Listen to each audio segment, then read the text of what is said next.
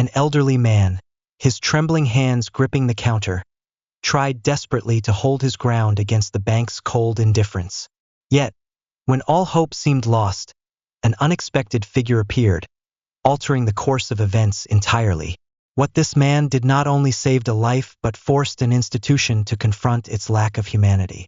Can compassion triumph over the rigid rules of a soulless system? Henry Carter walked into Liberty Trust Bank for the third time that month. His weary footsteps echoed through the silent lobby, the harsh fluorescent lighting casting a stark glow on his tense face. The elderly man, his silver hair and calloused hands bearing the marks of time, paused at the counter. He inhaled deeply, as though summoning all his strength to face the young bank employee. When he spoke, his voice quivered, fragile, almost pleading. "Please, help me. I've been coming here for 30 years. Every time I saw Sarah.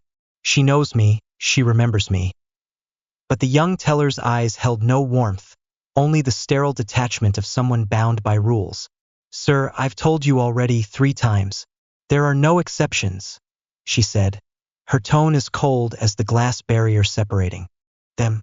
"Without updated digital identification, we cannot grant you access to your account.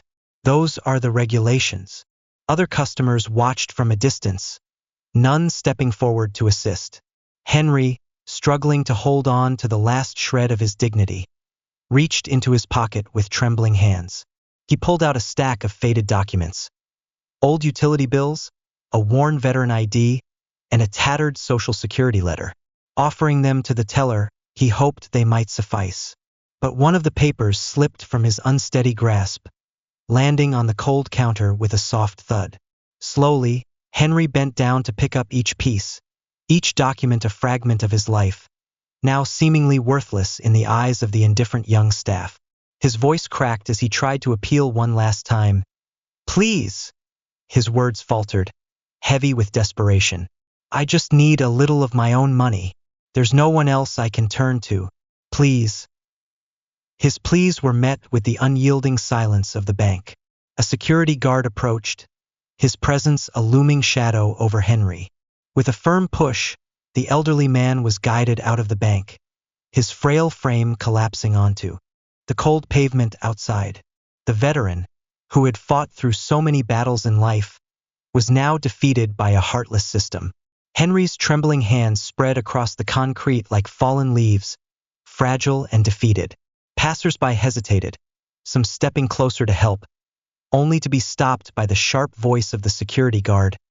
"Sir, you're disturbing the peace." The guard's booming voice cut through the air, silencing the murmurs of the onlookers. "My wife's medication." Henry's voice broke, choked with anguish. Tears spilled from his weary eyes as he clung to the counter's edge. "The pharmacy closes at 5. I just need to access my pension. It's right there, in my account." Outside, footsteps slowed as passers-by noticed the scene unfolding through the bank's glass doors. Some paused entirely, raising their phones to capture the heartbreaking image of an old man struggling against the unfeeling machinery of bureaucracy. Inside, customers exchanged uneasy glances. A young mother shielded her child's eyes, unwilling to let him witness the distressing scene, while an elderly woman clutched her pearl necklace tightly, muttering under her breath, "This is wrong. This is so wrong." "That's enough," a second security guard barked, grabbing Henry's elbow. "If you don't leave willingly, we'll have to escort you out." Under the stark glare of fluorescent lights, tears streamed freely down Henry's weathered face. He was dragged toward the door, his wooden cane clattering against the marble floor with each faltering step. Cold sweat mingled with his tears, falling to the ground as he took what felt like his final steps out of the bank he had trusted for 3 decades. Outside, Henry stood frozen, staring at the building that had once represented security to him. Scattered around him on the pavement were his papers, his Social Security letter, his worn veteran ID, and bank statements. Each piece of paper told a part of his life story, a testament to his years of service to his country and family. The reason for his desperate visit was painfully simple. His wife, Grace Carter, had been switched to a new chemotherapy regimen. Henry needed only a small amount to purchase her medication, but all he received in return was rejection, cold and merciless. He looked up at the gray sky, his grip tightening around his cane. Tears brimmed in his tired eyes, full of despair. In that moment, he understood a cruel truth. It isn't life or fate that breaks a person. It's the heartlessness of systems that lack empathy. Emily, dressed in a crisp suit, her eyes cold and devoid of emotion, gestured toward her office. A sleek, modern space enclosed by gleaming glass walls. "Please come in," she said, her voice flat, lacking even a hint of warmth. Henry Carter, gripping his wooden cane tightly, followed her at a measured pace. Behind him, 2 security guards maintained a cautious distance, their watchful eyes tracking his unsteady, labored steps. Once inside, Emily took a seat behind a large desk. Her fingers moved swiftly across the keyboard as she accessed his account information. "Mr. Carter," she began, her gaze fixed on the screen, "I understand that you are trying to withdraw funds from your retirement account. However, the records show that you have not completed the mandatory digital verification process. We have sent you 4 notifications regarding these updates." Henry nodded faintly, his weary eyes clouded with fatigue and pain. "Yes, I remember those letters. They had green borders, didn't they? My wife, Grace, tried to help me with the computer part, but she's been so ill. The chemotherapy has drained her completely." His voice broke, faltering as he struggled to hold back emotion. Emily briefly paused, her gaze flickering to his weathered face and trembling hands. The moment passed quickly, and her rigid demeanor remained unchanged. "I'm sorry to hear about your wife's condition," she said, her voice still neutral. "However, we cannot bypass the protocol. You must complete the digital verification to access your account." Henry lowered his head, his hands clutching the cane as though it were the only thing keeping him upright against the unyielding indifference of the system. "Please," he murmured, his voice barely audible, a faint plea. "I just need this money for my wife's medication." Emily's eyes returned to the computer screen, where a bright red security alert flashed insistently. The bank's newly implemented security system, introduced after a merger with National Financial, required advanced digital verification for all accounts. This included biometric scans and 2-factor authentication through a smartphone app, an uncompromising process with no exceptions. She spoke with a measured firmness. "Mr. Carter, the new security policy is designed to protect users from fraud risks, particularly elderly customers. Under federal regulations, we cannot verify your identity without completing these digital steps." Henry tightened his grip on the cane, his hands trembling, not just from age, but from the bitter frustration of feeling utterly trapped. "I have my driver's license, my veteran ID, and even a copy of the original account contract from 1989. Isn't that enough to prove who I am?" Emily exhaled, shaking her head. "I'm sorry, but physical documents are no longer sufficient. Our security system requires digital verification through the designated app. This is a legal requirement, and the company enforces it strictly." She turned the computer screen toward him, displaying the detailed steps required: downloading the app, registering biometric data, and setting up 2-factor authentication. A streamlined process for most, but an insurmountable hurdle for Henry, a man who still relied on an old flip phone that he and Grace had used for years. Henry raised his head, his voice shaking with helplessness. "But I don't have a smartphone. Grace and we've only ever needed this old phone until now." Emily felt her palms tense, her fingers pressing firmly against the keyboard, as though seeking reassurance. That morning, an email from corporate headquarters had reminded her of the strict new security measures, warning that any breach could jeopardize her career. Her livelihood and mortgage depended entirely on strict adherence to policy. "Perhaps a family member could assist you in setting up the digital verification," Emily suggested, knowing full well the process would take days to complete. Henry looked at her, his eyes reflecting decades of weariness mixed with anxiety. "My son is stationed in Germany, and Grace's sister can't come until next week to help her. But this prescription, His hands shook as he placed the prescription on Emily's desk. This prescription can't wait until next week. Emily glanced at the account details on her screen. The funds were right there, just a click away. Yet, the bank's rigid policy loomed like an invisible wall, separating Henry from the money he desperately needed. Inside, a conflict stirred within her, but her voice remained resolute. Each tick of the wall clock amplified Henry Carter's growing sense of urgency. The pharmacy closed at 5 p.m., and with every passing second, his family came closer to the devastating reality of not being able to purchase Grace's life-saving medication. The bank's celebrated security system had become a steel trap, squeezing the Carter family into an inescapable situation. Outside the bank, as the standoff continued, the towering figure of Marcus Lewis, a former NBA legend, appeared in the parking lot with his daughter, Sophia Lewis. They spotted Henry, sitting silently on a bench near the entrance. His shoulders shook with quiet sobs, his wooden cane clutched tightly in his hands. Scattered papers surrounded him, like the broken remnants of a life once whole. "Dad, look," Sophia whispered, tugging at her father's sleeve. "Why is that man crying in the middle of the day?" Marcus stopped, his imposing frame casting a long shadow over the scene. "Sir, are you all right?" he asked, his deep voice warm with concern, a sharp contrast to his commanding presence. Henry looked up, hastily wiping his tear-streaked face with the back of his hand, trying to salvage what little dignity he had left. "I'm sorry," he murmured, his voice trembling as he bent down to gather the scattered papers. "My wife, Grace. She needs her medication. But the bank, they won't let me withdraw my money." Sophia knelt beside him, helping to collect the papers. She picked up a photo, examined it closely, and exclaimed, "Dad, look, this is Coach Carter. Everyone at camp was talking about him this morning." Marcus crouched down as well, his expression softening as the pieces of the story began to come together. Tales he'd heard about a man who had dedicated his life to helping underprivileged kids and giving them opportunities to play sports now had a face. The man before him wasn't just a helpless old figure. He was a forgotten legend, Henry Carter.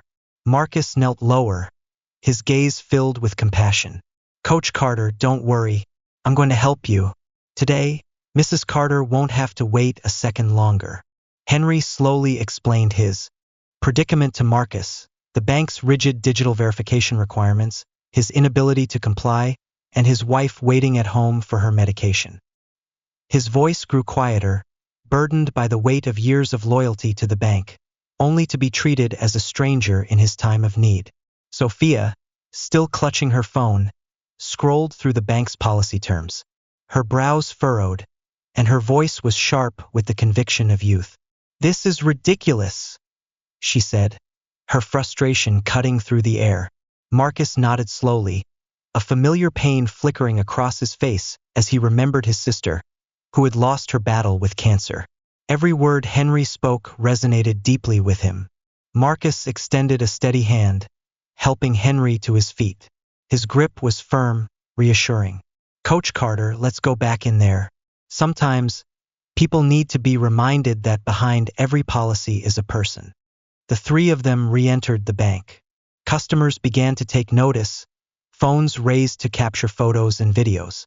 The story spread like wildfire across social media. Whispers rippled through the crowd, and the presence of a former NBA legend, a young woman recording everything, and a dignified coach created an emotional and powerful scene in the lobby. From her office, Emily Brooks spotted them entering. She froze, instantly sensing the shift in the atmosphere. This was no longer a minor policy issue. It had escalated into a moral confrontation, testing both Henry Carter and the bank itself. Marcus's voice rang out down the hallway. "I think it's time we reconsidered what this bank truly stands for in the community." Emily turned, gripping her tablet tightly, unable to conceal her tension. She took a deep breath, attempting to regain composure, and began to speak in her polished, professional tone. "Mr. Lewis, I understand your concern, but there are federal regulations that we simply cannot." Marcus interrupted, his voice commanding and unyielding. "Let me tell you something, Emily. I've sat on the boards of banks, seen mergers, policies, and regulations come and go. I know exactly what federal regulations require and what they don't. The room fell silent. Bank employees gathered, their faces pale with unease. What had started as an ordinary Monday afternoon had transformed into a dramatic showdown, akin to a courtroom where Marcus was both judge and jury. He leaned toward Emily, his voice deep and resonant. "So tell me, what really matters here?" Marcus quietly pulled out his phone, scrolling swiftly through Henry Carter's transaction history. His voice was firm, commanding, leaving no room for evasion. "I've just reviewed Coach Carter's account. 43 years, never overdraft, consistent deposits, every transaction perfectly in order. Isn't that enough to verify the identity of a man who has been loyal to this bank for over 4 decades?" Sophia Lewis continued recording, her camera slowly zooming in on Marcus's modern smartphone juxtaposed against Henry's worn passbook. The image served as a powerful metaphor, a clash between cutting-edge technology and human dignity. Marcus continued, his tone carrying a mix of sorrow and frustration. "I understand what it feels like to sit and watch time slip away while bureaucracy drags on like water through a mill. Every passing minute spent arguing over a digital signature is another minute his wife waits at home for life-saving medication." Emily's hands trembled slightly as she picked up her tablet, her voice hesitant. "Sir, I understand the emotional aspect, but—" Marcus straightened to his full height, his imposing presence filling the room. Instinctively, the bank employees took a step back as his voice grew stronger, resolute. "From where I stand, I see a bank that's lost its purpose. A bank is not just about safeguarding money, it's about safeguarding trust." He gestured toward the lobby, where customers had gathered, recording the moment on their phones. "Look out there. Everyone knows Coach Carter. They trust him with their children, their futures. Yet the place where he entrusted his life savings for decades doesn't trust him enough to let him access his own money." The hum of the air conditioning filled the tense silence. Emily felt the weight of the moment. Her face flushed as she realized this was no longer about a single customer. It had become a moral reckoning for the bank in an age where one viral video could dismantle an entire reputation. Marcus took a deep breath, his broad shoulders lowering slightly under the gravity of the situation. When he spoke, his voice transitioned from forceful to resolute, each word carrying the weight of conviction. "We will get Coach Carter his money today. And tomorrow, you'll need to reconsider every digital policy you've implemented to ensure that human dignity always comes before convenience. If not—" He paused, letting the silence resonate like a warning bell, his gaze burning with determination. "I'll help him move every last cent to a bank that values the community it serves." Emily stood frozen, every word Marcus spoke cutting deeply. She lowered her head, her hands trembling slightly as she reached for Henry's passbook. "Coach Carter," she said sincerely, her voice soft but urgent. "I'll process your withdrawal immediately. We'll use the emergency protocol. And I'll take full responsibility for any mistakes." As Emily completed the transaction, Marcus noticed a familiar image on Henry's old phone, a faded photo from 1985 showing Henry coaching a tall, lean young man who would later become an NBA star. Marcus raised an eyebrow, recognition dawning. Henry smiled faintly, his lips pressed tightly together as though holding back a surge of emotion. "I taught him how to shoot the unblockable skyhook." Marcus let out a deep, warm laugh, his nostalgia breaking the tension in the room. The sound echoed through the space, drawing smiles from those nearby. "He gave me quite a few headaches back in '96. The clock struck 4:53 p.m. Henry held the cash he desperately needed, his hands gripping the bills tightly. Their warmth seemed to melt the chill that had consumed his day. Turning to Marcus, his red-rimmed eyes shone with gratitude. "I don't know how to thank you," he said, his voice trembling as though on the verge of tears. "Grace is all I have left, and this medication, it's our last hope." Marcus shook Emily's hand, his gaze filled with appreciation. "Thank you for doing the right thing," he said, his voice low but weighted with meaning. As they stepped outside, Marcus suddenly stopped at an ATM, quickly withdrawing a sum of cash. He placed it firmly in Henry's hand with a gesture that was both decisive and compassionate. Henry immediately tried to refuse, shaking his hands as though unwilling to accept. Marcus raised a hand to stop him, his tone firm yet kind. "Consider this an investment in the legacy of the Skyhook, my friend." Sophia stood silently, her eyes fixed on the two men, one towering like a monument, the other bent with age but unyielding in spirit. In their final handshake under the gentle glow of the sunset, she realized that the greatest victories aren't made through game-winning shots, but through small acts of kindness that ripple outward with profound humanity. Today's story reminds us that sometimes the smallest actions can make the biggest difference. If you were in Marcus Lewis's position, what would you do to protect someone's dignity and rights? Or if you were Henry Carter, how would you face an unfeeling system? Share your thoughts and stories in the comments below. Your voice might inspire others and spark positive change. If you found this story meaningful, don't hesitate to share it with friends and family to spread the message of compassion, empathy, and the power of small acts of kindness. Thank you for watching and supporting us. Together, let's make the world a better place, one meaningful action at a time. Don't forget to subscribe for more heartfelt stories. Wishing you joy and happiness always.